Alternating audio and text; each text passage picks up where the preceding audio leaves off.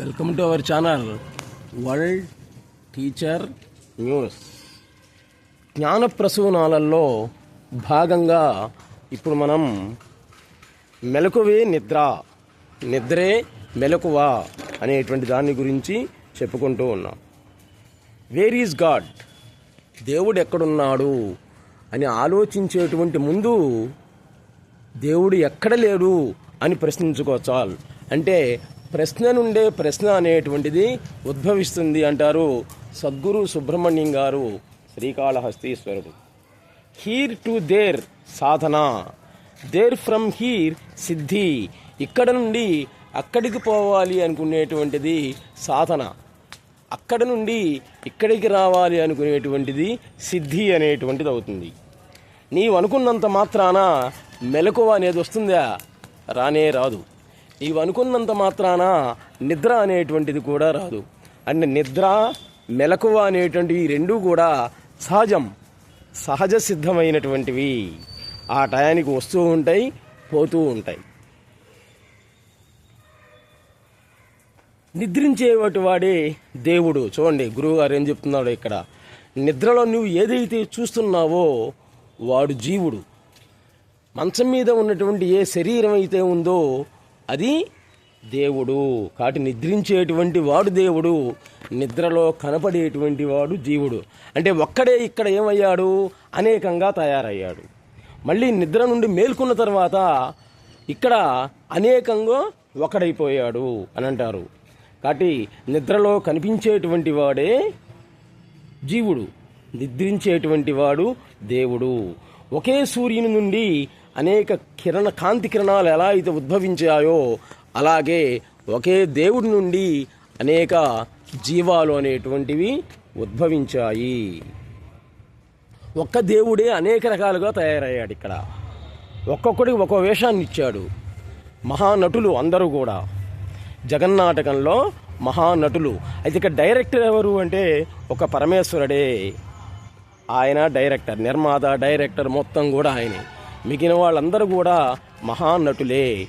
ఎవరి నటనని వాళ్ళు నటిస్తూ ఉన్నారు. ఉత్తమ నటుడు అనేటువంటి అవార్డు ఇవ్వదలుచుకున్నట్లయితే ప్రతి ఒక్కడికి ఇవ్వాలి అంటారు సద్గురు సుబ్రహ్మణ్యం గారు. ఒక్క దేవుడే అనేక జీవాలుగా ఆవిర్భవించాడు. మేలుకున్నావు అంటే చూడండి ఏం చెప్తున్నారో ఇక్కడ. నీవు మేలుకున్నావు అంటే నిద్రలో ఉన్నట్లే లెక్క, నిద్రిస్తూ ఉన్నావు అంటే మేలుకున్న మెలకువలో ఉన్నట్లే లెక్క. అందుకే స్వామి వివేకానంద మేలుకో మేలుకో అన్నాడు చికాగో సమావేశాలలో. మేలుకో అంటే ఏంటి? నిద్ర నుండి మేలుకో, మెలకువ అనేటువంటి నిద్ర నుండి మేలుకో మేలుకో అని స్వామి వివేకానంద చికాగో సమావేశాలలో ఎప్పుడో వివరించాడు. మెలకువ వచ్చినప్పటి నుండి చేసేదంతా కూడా అది భ్రాంతి మాత్రమే అంటారు సద్గురు సుబ్రహ్మణ్యం.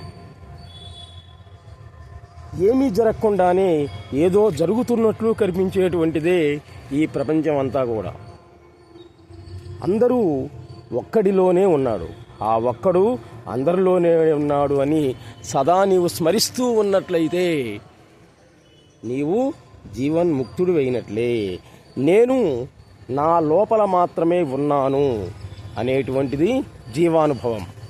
లోపల బయట అంతా కూడా నిండి ఉన్నాను అనేటువంటిది దైవానుభవం.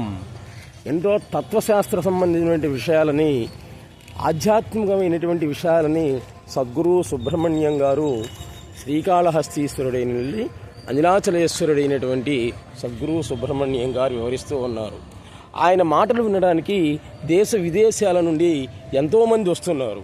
చూడండి, ఒక 95 ముసలాయన మాటలు వినడానికి ఇతర దేశాల నుండి కూడా వస్తున్నారు. అంటే అర్థం ఏంటి? ఆయన మాటలలో ఏదో పవర్ అనేటువంటిది ఉంది. అందుకే ఆయన మాటలు వినడానికి ఎంతోమంది వస్తున్నారు. మన ఆంధ్రవాడు, మన ఆంధ్రాలో ఉన్నటువంటి అవధూతని మనం చూడకపోవడం అనేటువంటిది మన దురదృష్టం. యోగి వేమనను మనం చూడలే, వీర బ్రహ్మేంద్ర స్వామిని మనం చూడలే, జిల్లెలమూడి అమ్మవారిని కొంతమందిని చూశారు, కొంతమంది చూడలే. కాబట్టి ఆ కాలంలో ఉన్నటువంటి వాళ్ళు ఎంత అదృష్టవంతులో కదా అని మనం అనుకుంటూ ఉంటాం. కాబట్టి అందరూ కూడా ఒకసారి శ్రీకాళహస్తీశ్వరుడైనటువంటి సద్గురు సుబ్రహ్మణ్యం గారిని దర్శించి మీకున్నటువంటి ఇబ్బందులు ఏమైనా ఉన్నట్లయితే ఆయనతోటి చర్చించి సమస్య పరిష్కార మార్గాన్ని కనుక్కోండి. Please subscribe our channel world teacher news. నమస్తే.